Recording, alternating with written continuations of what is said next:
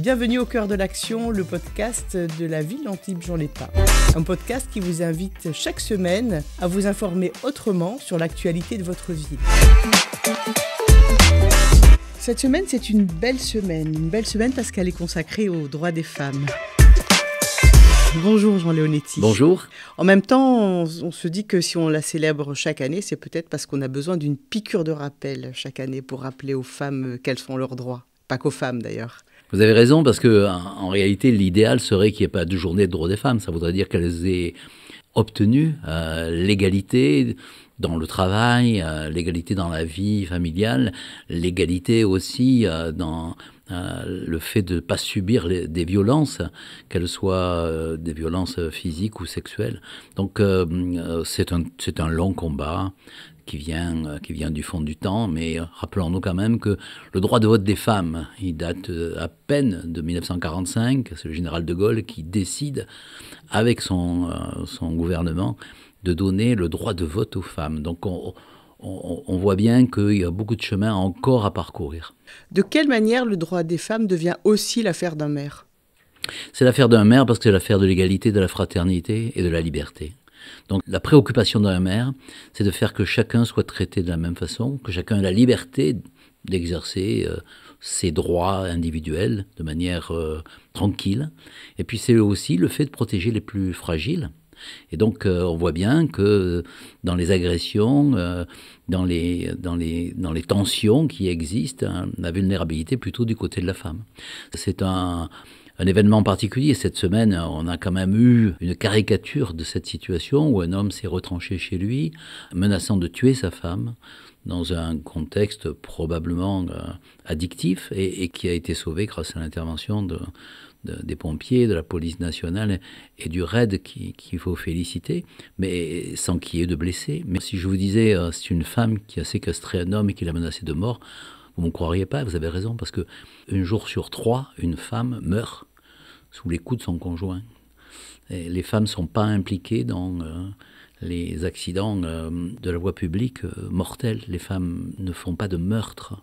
De manière générale, c'est les hommes qui sont à 90% dans cette violence-là.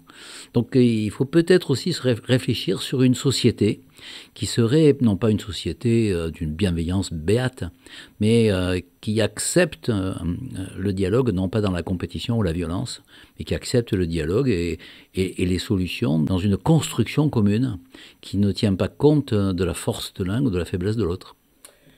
Il y a 20 ans, vous créez un service qui s'appelle Parenthèse, qui est au départ un service municipal, qui est un service qui fait un travail extraordinaire autour des femmes victimes de violences conjugales, on dit de violences intrafamiliales.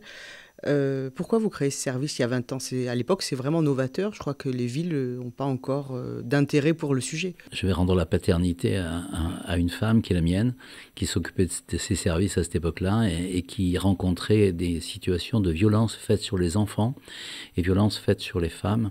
Parce que c'est la même chose. Vous avez raison de dire violence intrafamiliale. Quand une femme subit des coups, les enfants aussi subissent des coups.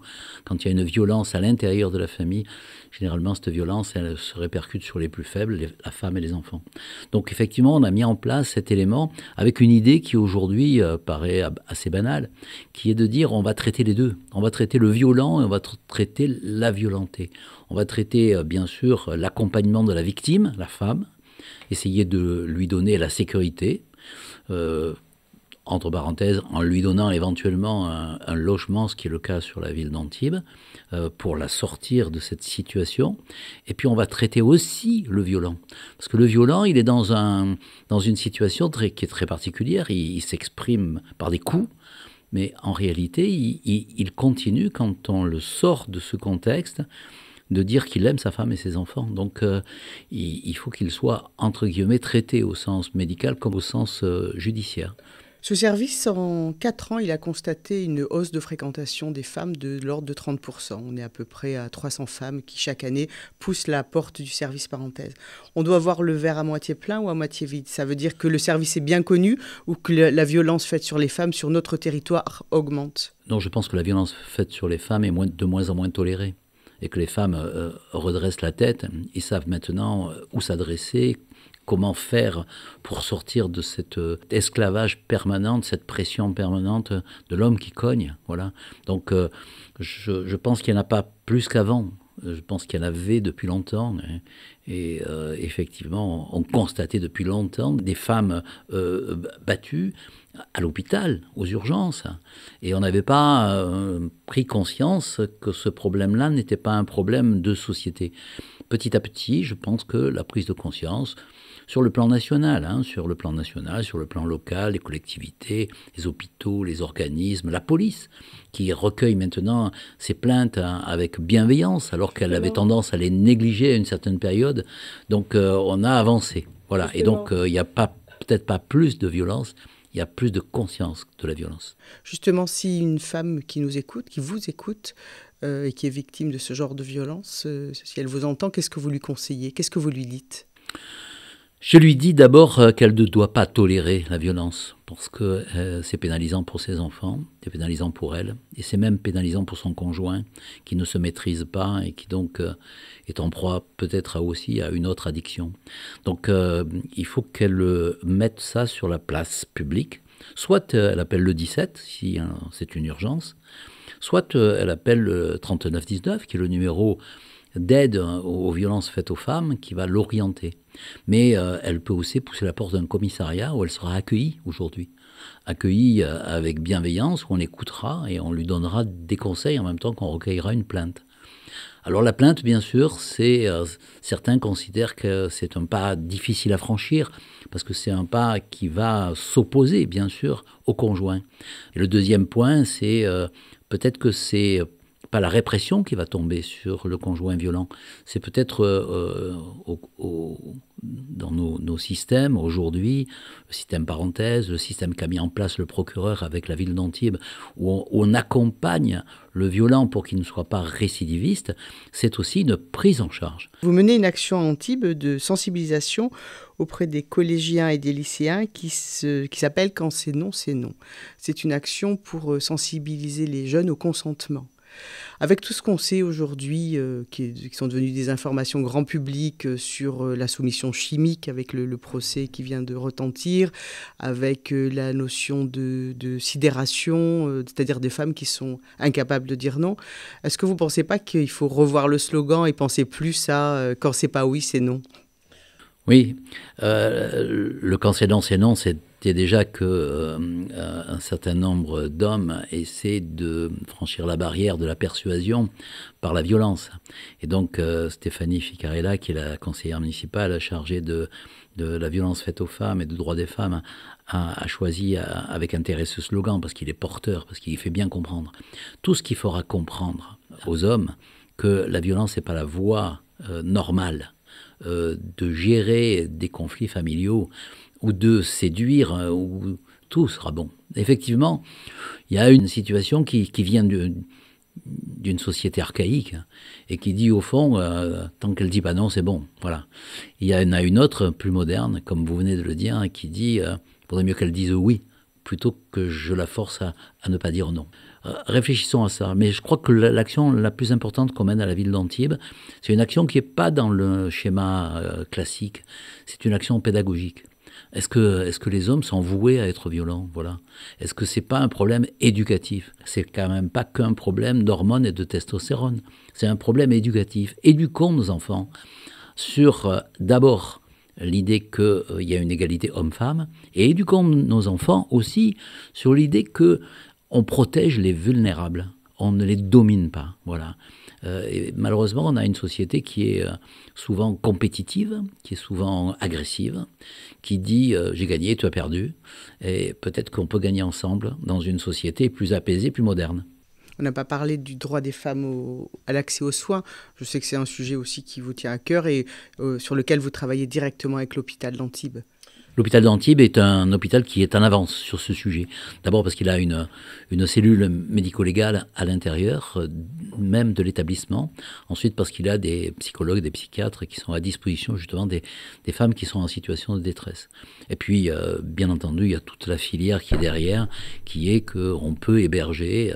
Le Mas Saint-Vincent est un emblème fort dans le département où on peut accueillir les femmes qui sont en situation de violence avec leurs enfants pour les soustraire de manière temporaire en situation d'urgence à la violence qu'elles subissent à la maison. Ce matin, j'entendais une philosophe qui s'appelle Manon Garcia, qui est une dame d'un âge moyen, et qui disait que tous les actes de la vie d'une femme depuis sa plus tendre enfance, du moment où elle est un peu autonome, c'est-à-dire le choix entre une paire de baskets ou une paire de chaussures à talons, le choix entre une jupe ou un pantalon, le choix de se déplacer seule dans la rue ou d'être accompagnée, c'était un choix qui était dicté dès l'enfance par sa potentialité à être victime dans les rues. Je pense que dans Antibes, les femmes, les jeunes filles se promènent sans avoir ce phénomène d'angoisse. Mais c'est un problème qui est plus large. C'est un problème qui est le problème de la vulnérabilité. Ça existe aussi chez les personnes âgées, cette situation.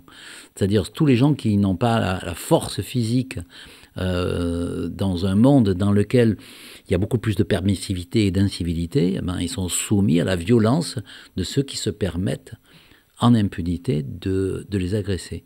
Donc je crois qu'effectivement, il y a deux éléments majeurs à développer au travers du problème de la vulnérabilité des femmes dans notre société. C'est renforcer l'autorité, renforcer les sanctions. On va faire une campagne dans laquelle on va dire aux femmes, voilà le numéro que vous devez appeler, et puis on va rappeler quand même aux hommes qu'il y a des sanctions pénales qui arrivent derrière, qui ne sont pas des sanctions anodines. Et le deuxième élément, c'est qu'on évolue vers une démocratie moderne et apaisée. Une démocratie moderne et apaisée, ce n'est pas un endroit dans lequel tout le monde est d'accord. C'est un endroit dans lequel le débat est apaisé. Voilà. Le dialogue est ouvert. Le respect de l'autre existe. Donc, je pense que sur Antibes, on a peut-être ce dialogue ouvert. Et en tout cas, c'est ce que j'essaie d'imprimer dans la politique. Parce que dire que ce problème-là n'est pas un problème politique, oui, c'est un problème culturel, c'est un problème sociétal, c'est un problème politique. Pour terminer sur une note un peu plus légère, la Semaine des droits des femmes à Antibes, c'est aussi une semaine de fête, avec des rendez-vous culturels, une exposition aux arcades de peinture faite par des femmes, et puis le fameux festival de Fabienne Candela, Féminarté, par des femmes, avec des femmes, mais ouvert à tout le monde. Voilà, je voulais que vous me disiez oui, un mot. Le slogan est très très bien. Voilà, par des femmes, mais pas que pour des femmes, pour tout le monde. Voilà. On a fait des réunions avec les femmes chefs d'entreprise. Chef d'entreprise sur Sophia Antipolis, il n'y en a pas assez. On voit bien que cette filière de l'intelligence artificielle, du numérique, des ingénieurs n'est pas une filière vers laquelle spontanément les femmes s'orientent. Et elles ont autant de capacités, si ce n'est plus, que les hommes à y réussir. Et puis il y a le côté culturel et festif. Et Fabienne Candela nous fait un féminarté de qualité chaque année, qui nous rappelle, non pas la spécificité des femmes, il y a une spécificité des femmes, mais elle nous rappelle combien on peut regarder quelquefois les choses difficiles et douloureuses avec humour. Merci Jean Leonetti. Merci. Au cœur de l'action, c'est un podcast d'Antibes Jean Lépin, à la technique Jean-François Diaz, au micro Florence Bellon, et nous, on vous donne rendez-vous la semaine prochaine.